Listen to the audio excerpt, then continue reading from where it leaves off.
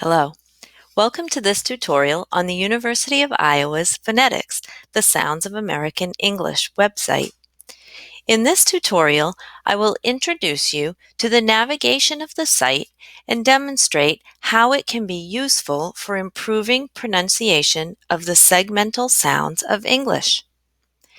It may be helpful to review or even to print out a copy of the charts for the phonetic symbols. This site is organized in the same way that the charts are, and they may help you to understand how to move around and how to find the sound that you want to work on. When you come to the site, this is where you will first arrive. The site is broken into consonants and vowels. You can find consonants in three different categories: manner, which is how the sound is made, how the air moves; place, which is the location in your mouth that the sound is produced; and voice, whether the sound requires your vocal cords or not.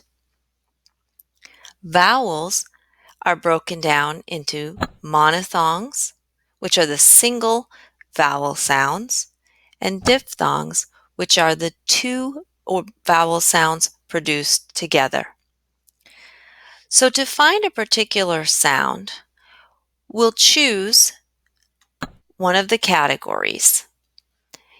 If I happen to want a sound that I know from my chart is a nasal sound, I can choose nasal. All of the nasal sounds are listed. I can see that they are all voiced sounds, and I can also see where each sound is produced. If I choose one of the sounds, let's choose the M sound, I then can see an animation of how to make that sound. Mm, mm, mm. Similarly, I can see a video that shows me what the front of the mouth should look like when that sound is produced. Mm, mm. I can hear the sound at the beginning of a Math, word, in the middle of a amount, word, and at the end of a word. calm, In addition to the animations, I can see a step-by-step description. So in this case, it tells me the lips are brought together to obstruct the oral cavity. That just means put the lips together. The tongue can vary. That means it might depend on what word I'm saying. This tells me that I'm using my vocal cords, that this part is open, allowing air to pass through my nose.